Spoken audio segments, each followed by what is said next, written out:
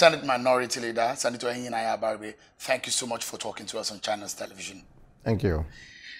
Let's begin the conversation around national security. But let's get your view, because the Senate at some point, you had a summit on security. The House of Representatives also had a summit on national security. From your own point of view, what are you hearing, or what do you know? What can you tell Nigerians that is a major problem of insecurity in Nigeria? If there's any issue that the National Assembly has continually discussed and analyzed and spoken about, is the issue of security. I think Nigerians, the major problem we have, I guess, is the fact that we have refused to tell the truth to ourselves. At any time that you tell the truth, what happens is that you are labeled by the apologists of this government of, oh, you don't like our government, you are from an opposing party and all that. But the point really is this: it's affecting each and every one of us in this country and at all parts of the country. No one in this government and no one in Nigeria today can say that when this government came into power in 2015, that it was as bad as this. So we seem to have continually regressed. And we saw the signs coming. If you recall, sometimes, I think it was about 2017, I raised the issue on the floor. I went to the extent of calling for the resignation of the president, because I said, what we're seeing does not seem like a government that is prepared to confront a problem that it used to come into power. Because the government of President Muhammadu Buhari and the APC used the matter of insecurity to say that they were going to deal with it in no time at all. And most Nigerians believe what they said. But we now saw from that time that what was going on was that an escalation, first of the Boko Haram problem, second of the purported herder-farmer clash, then of instigations of violence in all the southern parts of the country. And we felt that there was something wrong here. And we asked the question, and I remember I asked the question, and I said, how could this government, instead of tackling the insecurity that came in from 2015, continually gave different reasons, and it got to a point where the presidential spokesman, Femi Adesina, this was what was going on in Benue or Plateau or something that time, says, okay, if you want to leave, you leave your land. In other words, there was an attempt at a land grab. And rather than the government to say, this is wrong, this is not the Nigeria we know, this is not how we are supposed to tackle the problem, people were told by this government, your land or your life. And of course, did they really say that? I remember the quote by Femi Adesina. He said, will it rather not be better that you're alive than to hold on to your land? So what does that mean? Is it your land or your life? This was 2017, 2018. And so we are progressively, and then all of a sudden, we now had a shifting From at the time that we were getting to the elections of 2019, there seemed to be a lull, if you recall. And immediately after the elections of 2019, and President Buhari was declared winner again, there was another explosion, this time towards the Northwest. And we saw a rebranding of these terrorist influence attacks. And so they now started being called bandits. And so we found that at all times, efforts were being made to not to tackle the problem head on, as it were, but at all times, efforts were being made. People were being pacified. Bandits were now terrorists were now called bandits, and said, "Oh, what they're doing." And then we had people going along to, and then of course, children, our children in schools now became fodder because there were multiple kidnappings, and you could see from Dapchi to Kankara to Jangibwe to, I mean, all over. And it still continues up to today. Ransoms were being paid. And then we got to even the point where we saw a state governor meeting with these terrorists. And they were brandishing their guns, and we were saying there was a negotiation going. Of course, no blackmailer gives up.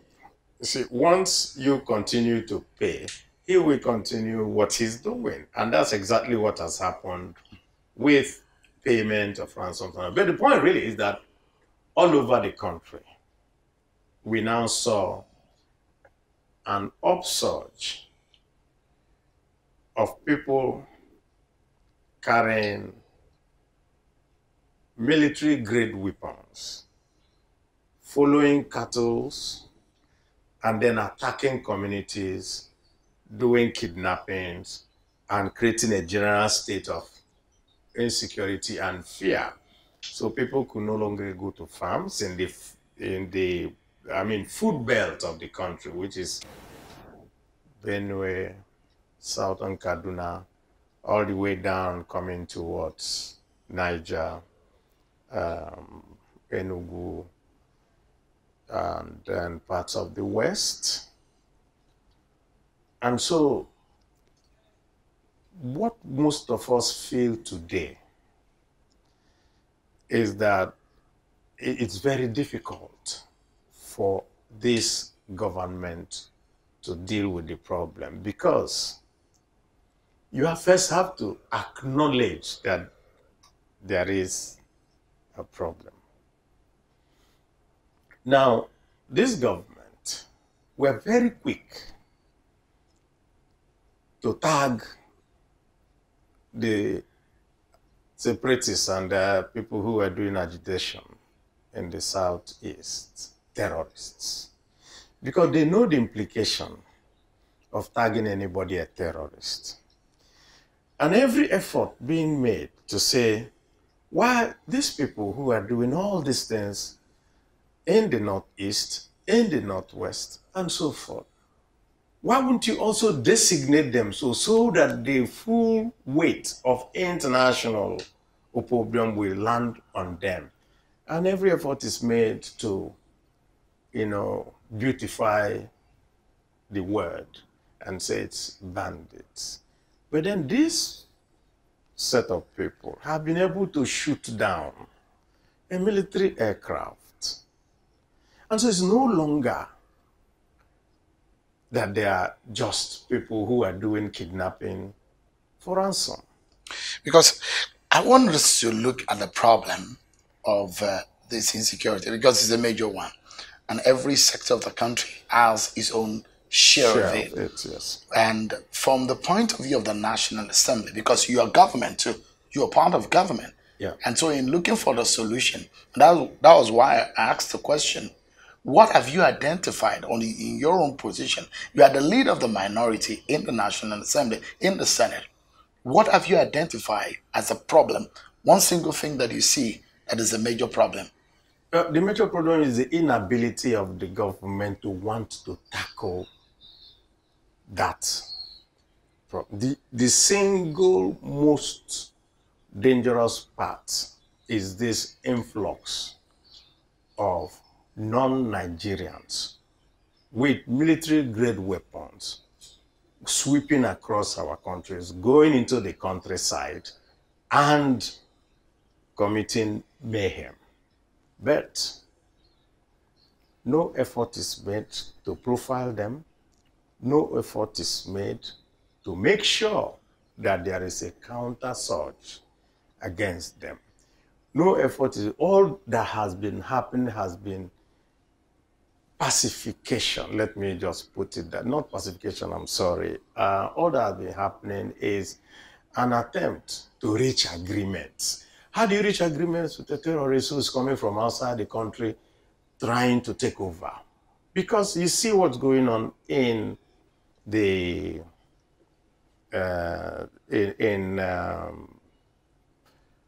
Plateau State just in the past few weeks. That is emblematic of what has been happening. Group of people come in,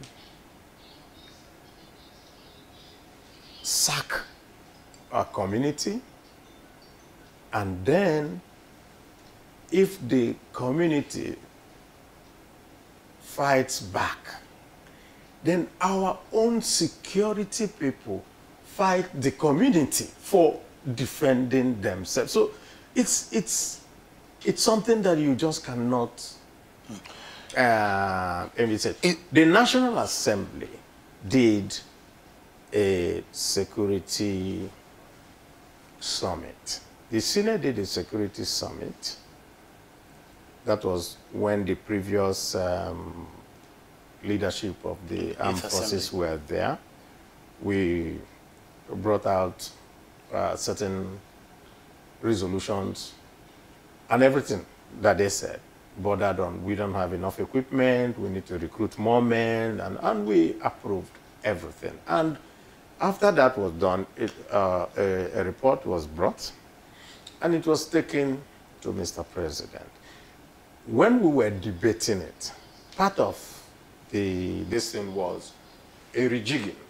And when they say rejigging, of course, at that point, people felt that the leadership at that time no longer, the leadership of the military, no longer had the confidence of those that were following them, and meant that maybe we needed to change the coach, let's just put it that way. But that has been done. You don't think there is any improvement? I have not seen any measurable improvement in the sense that Nigerians feel safer. I don't think anyone does. On the contrary, every day brings a new challenge. And we really think that the government has just doesn't have the capacity to do it anymore. Yeah. Because one of the things that the present administration has said is that this problem wouldn't have gotten to this problem had your government of the PDP before 2015 spent the monies meant for military hardware for what it was meant, not to have been stolen. Those are the accusations against the PDP government. And these are being underlined by this government that is one of the major problems, that they inherited a military, a police that is short of the kind of equipment that it needs to fight the war that is confronted by the nation. I think one of the most unfortunate parts of what has happened to us is the tendency for this government to lie to itself and believe its own lies. in the build-up to the 2015 elections. If you recall, we didn't have any insurgency in the Northwest. We didn't have any in the Southwest.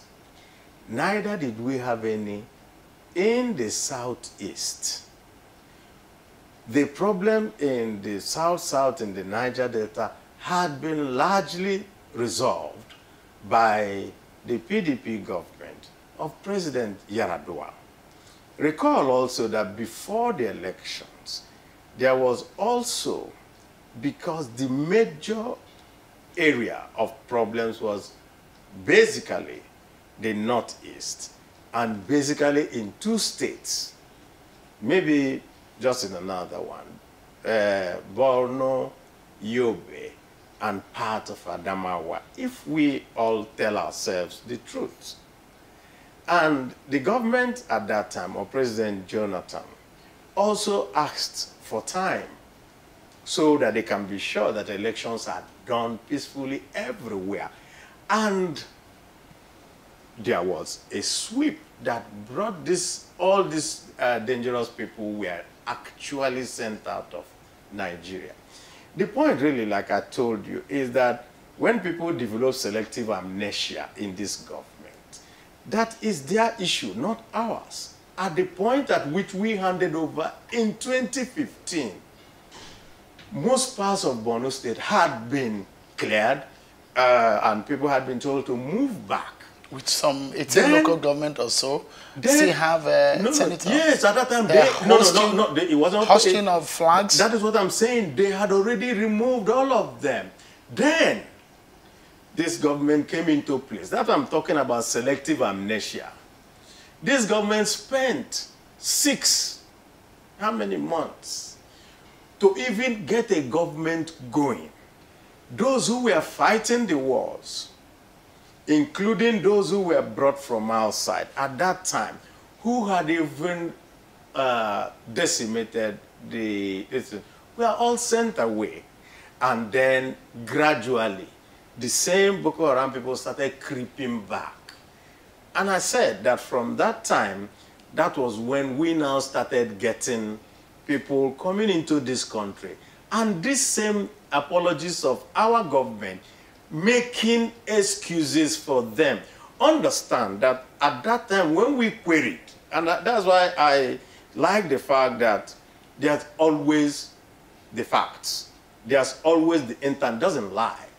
At that time, I remember in 2016 and 2017, when we queried, I said, who are all these people who are not speaking Nigerian languages, who are coming in carrying this thing?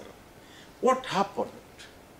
We were told, first of all, by President Buhari himself, that it was a fallout of the civil war in Libya. When we queried further to say, why are these people in Plateau and in Benue killing and murdering villagers and sacking villages? We were told that, that it was because people were on grazing routes and were blocking those because of, remember, the Minister of Defense at that time, Dan Manso, made that statement. And when we went further to ask again, how could it be that people have been murdered all over the place? And you're telling us that it is just herder-farmer clash. At every point, there will always be a narrative. At that time, did you hear of anything in Southern Kaduna? Did you hear of anything in Katsina? Did you hear of anything in Zamfara? Did you hear of anything in Kebbi? Nothing. A safe country was handed over to APC. And in the past 6 years of APC, all this safe country has now turned into a killing field for Nigerians everywhere. We can argue endlessly about it, but the facts cannot be controverted. What do you see as a possible solution? If, for example, you are given the opportunity to turn this around and fix the security situation in the country, what would you do? The first thing is that I get those who know what to do the work. I don't now introduce nepotism into the security architecture. Understand this, Shehu. And I would like Nigerians to controvert me on this if I'm lying. I remember that when the appointments were being made in the security agent, and we said, no, something is wrong here. How could we just continue to put just a particular set of people from a particular side of the country, from a particular religion, that this is a secular country and multi-ethnic country? One of the very key phrases that was always used at that time was, oh, leave the president to make his appointments for those that he trusts. We don't care whether they come from one kitchen, so long as he trusts those. And we said no. Certain things you have to do on competence. So, if I need to do a surgery in my eye, I'm not going to go and find a native doctor to come and do it. I will find a trained ophthalmologist. And that is how it is with most parts of life.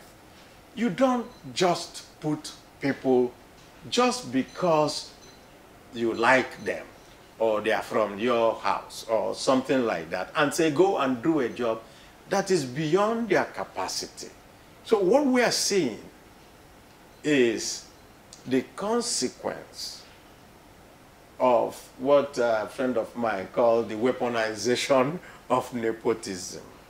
When you leave those who are competent to do a job and then you give it to some other people and justify it in all manners of ways, because you can justify anything on this earth, the consequence will always be that we will suffer for it. And Nigeria is, I'm sorry, in very dire straits today because of this type of judgment. So you will get to go after people even if they're mercenaries or not Nigerians?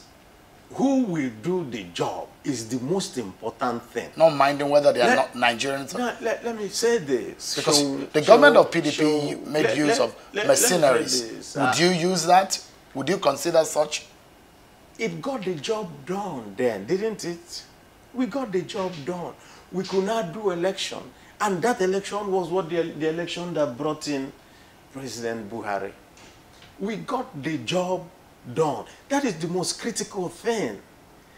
The most critical thing today, look, one of the things that pains me personally, and I've had discussions with friends of mine who are in the military, and every time I say this, the Nigerian military went to Congo, imposed order in Congo in the 60s. The Nigerian military in the 80s went to Liberia, went to Sierra Leone, imposed order, which means that the problem today is not the Nigerian military has the capacity, and I continue to say they do.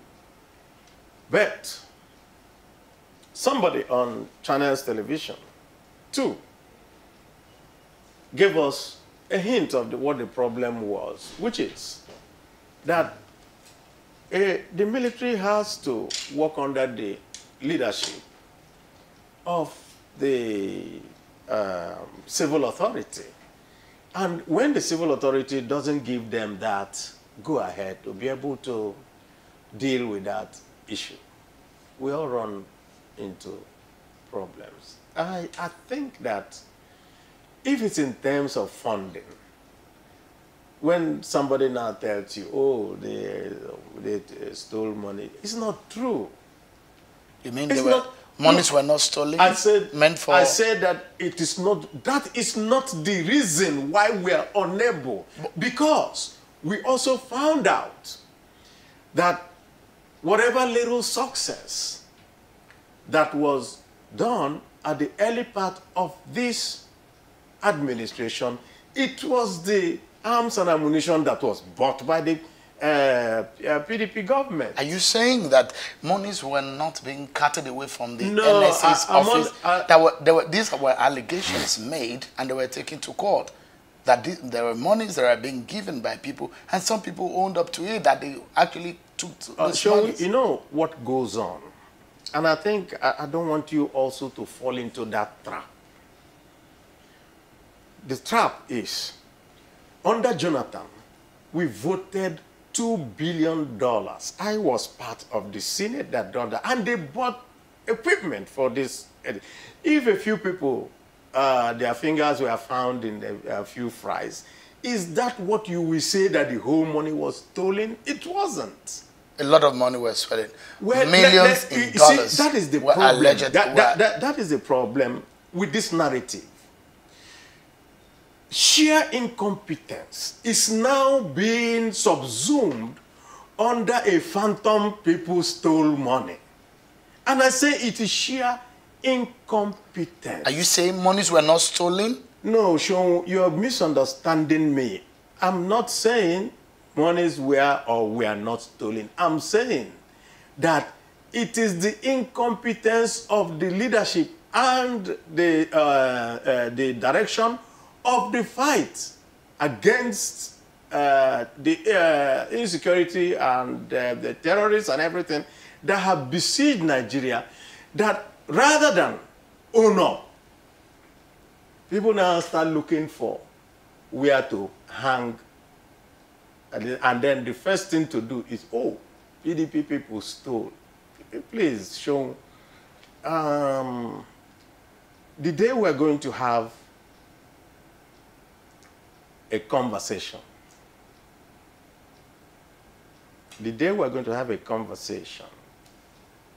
on the amount stolen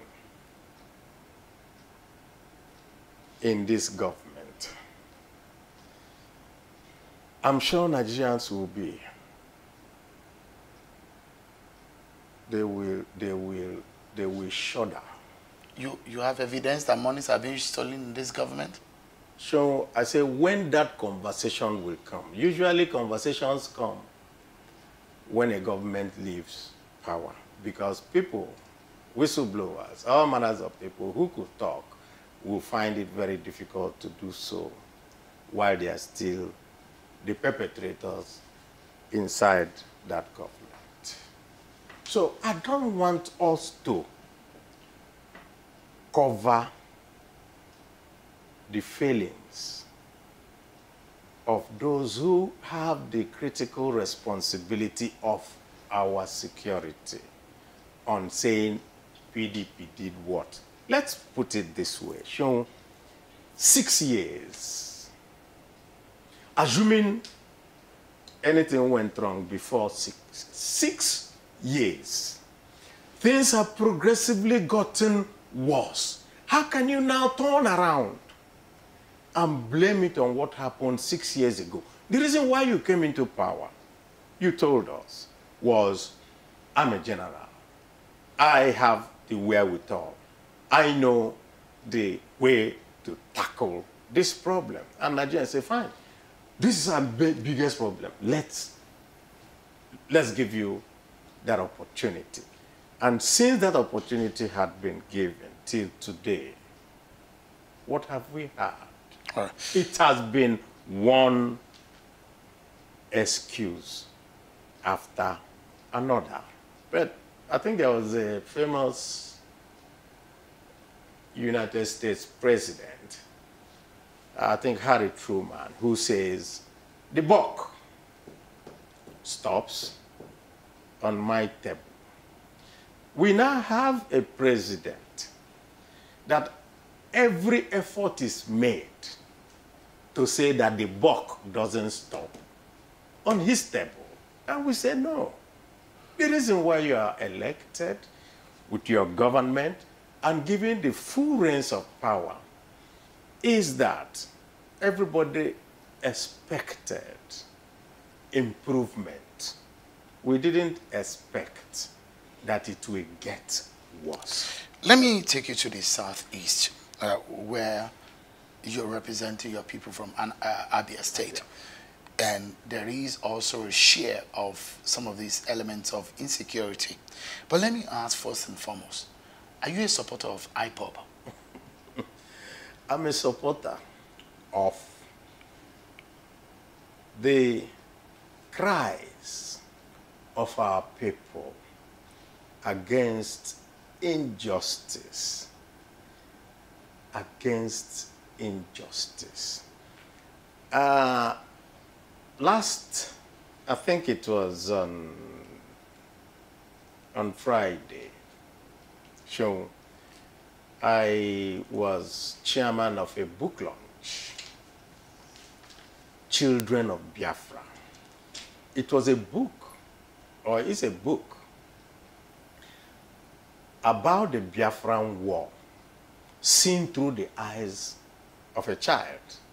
So several people wrote their childhood experiences. Very, very poignant book that everybody needs to read. Because children don't cause wars. It's us elites going around trying to and in my statement, because I was chairman of that book launch, I said that a short while ago, former Vice President Atiku Abubakar made a statement, whether jokingly or not, and that statement was that the actions and the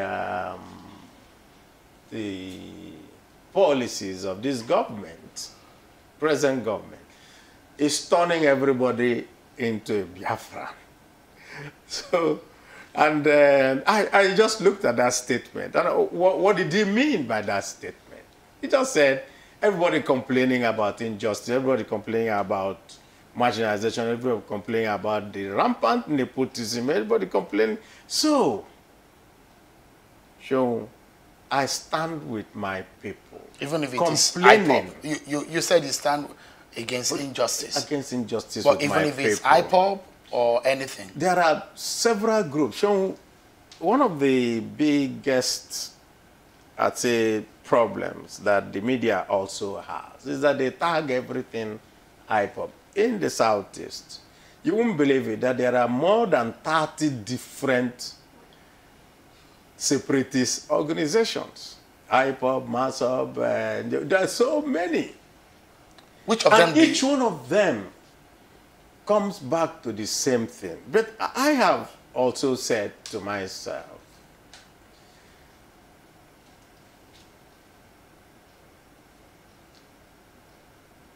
Civil War ended in 1970. By 1979,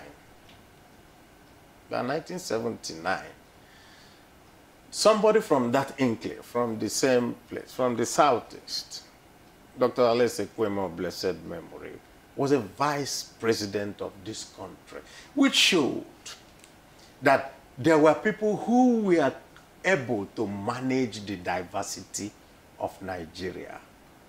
Why you're having separatist agitations everywhere today in the West, in the South, and all that, is that some people are unable to manage our diversity. That is just the fact. I mean, Senator, yes, you've not told us whether or not you psychologically or physically or intuitively support IPOB. Why do you want to know whether I support IPOB? Okay. I want to know. I want to know whether you ideologically also... It looks to you... No. I'm asking because you've not answered it. That's why I'm bringing it back again. Let me also say this. If it looks to me like you want to put everybody in one bracket. This one is an IPOB ban. No, this one is a Mason. No, I'm just asking a question, Senator. No, that's what you're doing. No, I'm just asking a question. If you do, maybe ideologically you support. I have asked you, I have said, there is nobody from the Southeast that I know who does not feel that the way that people from the Southeast are treated today. That's why I brought back what happened immediately after the Civil War. Treated today. Do not feel that there is something fundamentally wrong, which should be resolved. And unless it's resolved, you will always have this. When we get to that issue, do you regret standing surety for Nnamdi Kanu? Not at all. I've even said in another interview, I think it was on TV, that if the secretary had the same thing today, I will still stand surety. Because, Sean, what was the problem? What exactly was the problem? You feel that you're being unfairly treated. And at every point that you try to make and say, why don't we talk about it? You're being blocked at all points. And then, of course, if you're a youth, you erupt. That's what normally happens. What happens is that you come in and do a dialogue with people. President Yaradua, at the point at which the Niger Delta was burning, the oil pipelines were being broken, and oil production had fallen to an all-time low. Didn't go in with guns, didn't go in to say, let us kill everybody, let us jail everybody. He opted to say, come and tell us what the problem was. And that largely resolved the issue up to today. So why is it that the government of APC today has an aversion to dialogue? Why? What is it that makes any time that the Southeast is mentioned, hackles are raised? What is it about this particular government? And that's why I went back to say there had been other governments, including Fulani governments. So what is it about something? So let me ask you, Senator, what, because people generally speak about the Igbos being marginalized, but that is a very general term to describe the agitation on the minds of those who say Igbos are being marginalized. What is this marginalization in specific term? I ask another question, Sean. If you say, sit down and write out what it means. Sit down and write out what this marginalization. Of course, if I write, you will see it from an elitist point of view. Okay, so they didn't give you A or B or C, and say, why not? No, that's not the thing. There is a general lack of empathy about the sufferings of people. There is a general, I would say, closure of the space for business and every other way that people see when they live in a country. At the point at which, even as at today, there are more police checkpoints in the Southeast than in the Northeast, where the problems are, than in the Northwest. You will never believe it. You go from one city to the other, from Onitsha to Owerri, several, you will see up to 10, 20 checkpoints. Why? Why are people being subjected to the fact that children growing up at school age. One will have to score 300, another one will score 2 in order to be able to go to the same school. Why? Why would the local importer who needs to bring his goods and able to raise his money and do his business, all the ports in the eastern coast, starting from Warri, Koko, Port Harcourt, One, Calabar, and all that, be non-viable, and the insurance rates are higher. The cost of bringing it is higher, so you have to move through Lagos. So somebody who now needs to do his business has to move it by land, costing so much.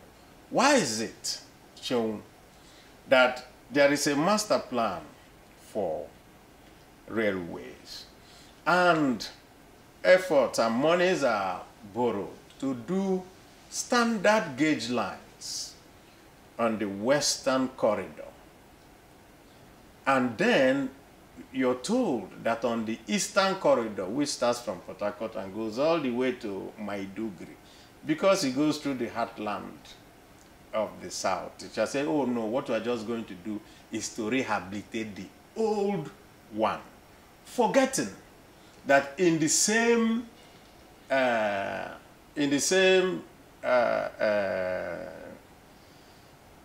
railway master plan, they are supposed to meet somewhere.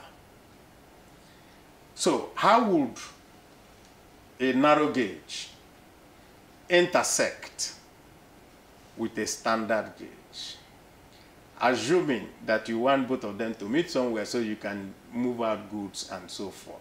Why? And when questions are asked, you are now seen as a troublemaker when you ask those questions. And then we turn around and say, but okay, and elements of this government are very, very quick to run to a default position. So we know the default position. Oh, PDP, they were thieves. Yeah, and so that is why. How? Senator, I mean, you, and then they say, oh, but you were in power. Why didn't you do it? No. Government is supposed to be a continuum. So I do my good, you come in, you improve it. Another one comes in, he improves on that. But you take a position that is not so good, and we now say, no, there's something that we need to correct here. And then you fall back, as if it's written, okay, anytime you ask a question, go back to all of you are thieves. You know, I'm in the National Assembly here. I suffer part of it. And I go out and people say, but you people, you're all thieves. What do you do? Would an Igbo president resolve this matter in 2023? Let me put it this way, Sean. The man who the shoe pinches now knows where it hurts. The Igbo are the people in Nigeria who make the conscious effort of leaving their homeland to settle anywhere else without hurting their hosts. At any point where they go to stay with their hosts, you have never heard that they kill and maim and burn and all that. So they know how to aggregate everybody's, feelings, their customs, their laws, their mores they are everything. And so because of that, we feel that the Igbo will understand you, will even have the time for you. Today, we don't feel that this government has the time for anybody. I'm no longer talking Igbo now. I'm talking about the whole of Nigeria. They only talk to themselves and only listen to themselves. So if an Igbo man becomes a president in 2023, you don't think that will resolve the matter? You will see a tremendous change, starting with the fact that he will be able, or she will be able, to manage our diversity better. So invariably, there needs to be an Igbo president in 2023. You're putting words in my mouth. I mean, I'm just asking. Invariably. No, I'm just asking. Do you think that an Igbo presidency is right in 2023? Is right in 2023, number one. But number two, we think that the party called APC is not set up to manage Nigeria properly. And so it has to be our own party that has been able to carry everybody along. And those of us Igbos within our party, knowing that you have to play politics, you have to be able to talk to people, you have to be able to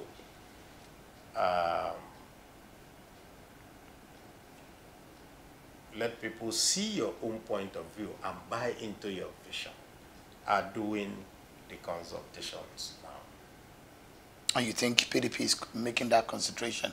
Because Yes. what we are understanding is that PDP has ceded the presidential slot to the North in 2023. I do not think so. I've been part of all the negotiations and the talks going, and I have never seen where there was any such ceding. Should I that don't happen? think so. Should that happen? How would that sit with you? If my party will make a decision, then it is at that time that I will make my own feelings known, not to preempt, because when one of the biggest problems we do is that we try to shape our narrative as if we are giving ultimatums. Because when should that happen, then this happen. That's giving an ultimatum. So that's not how to do a negotiation. Your name had come up in conversations as a possible candidate for your party in 2023. Should that lot fall on you? What would you do? I would, if it falls on me.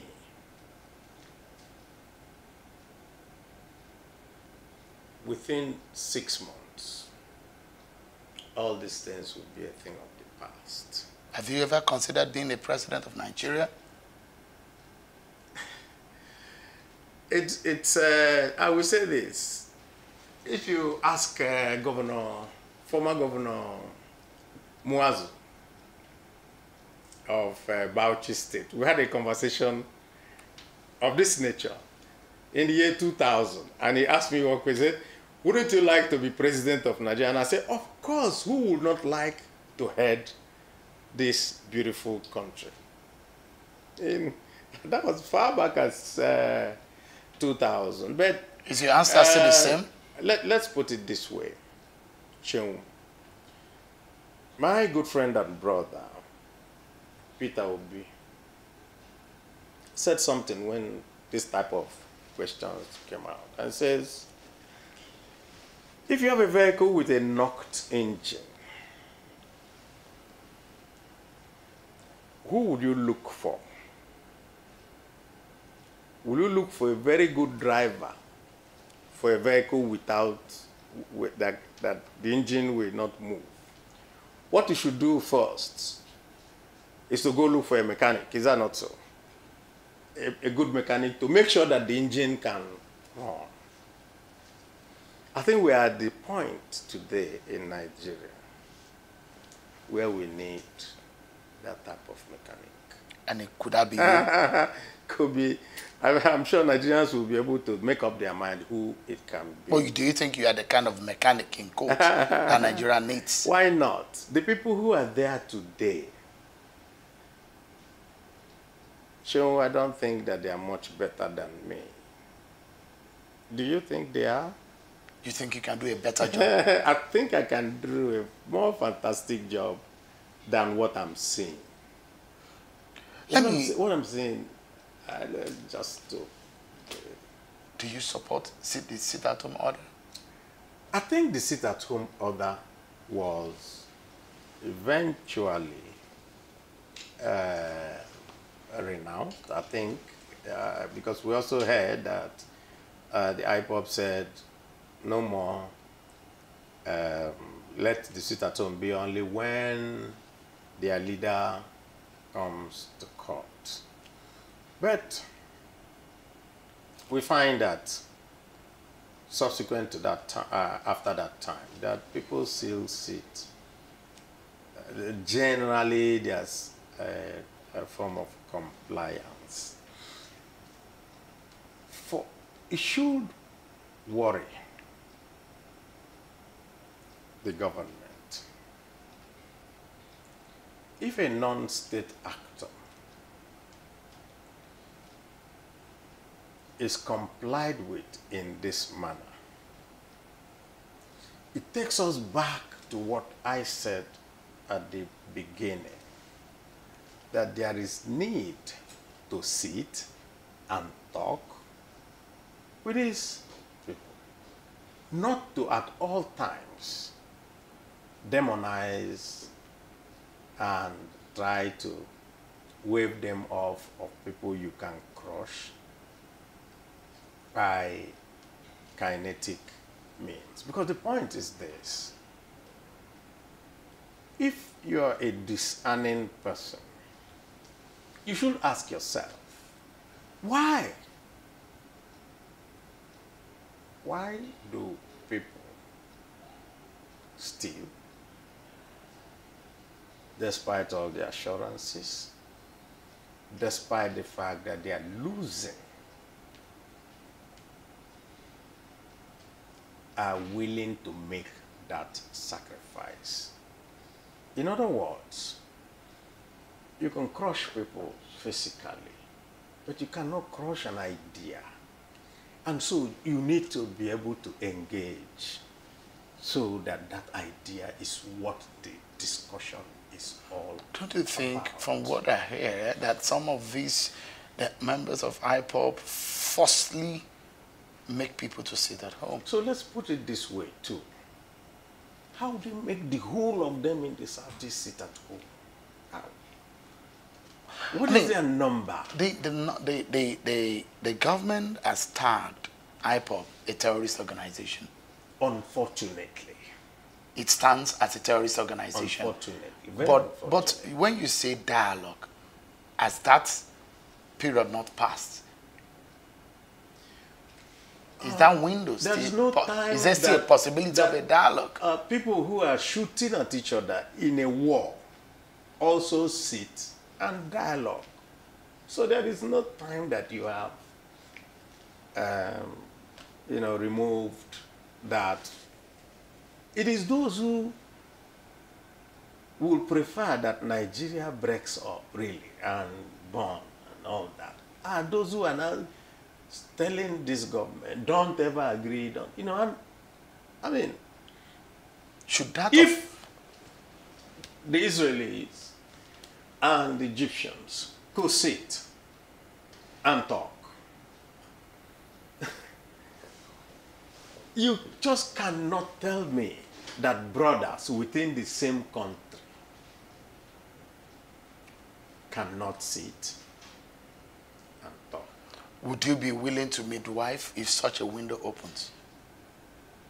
I know, as a matter of fact, that efforts have been made by well-meaning Nigerians to this government for such discussions to happen, but it has always been rebuffed. This government needs to dialogue with everybody. I'm not just talking about the IPOB people. Like I told you, there are so many organizations. This government needs to dialogue with the Yoruba separatists. This government needs to continue dialoguing with the Niger Delta people.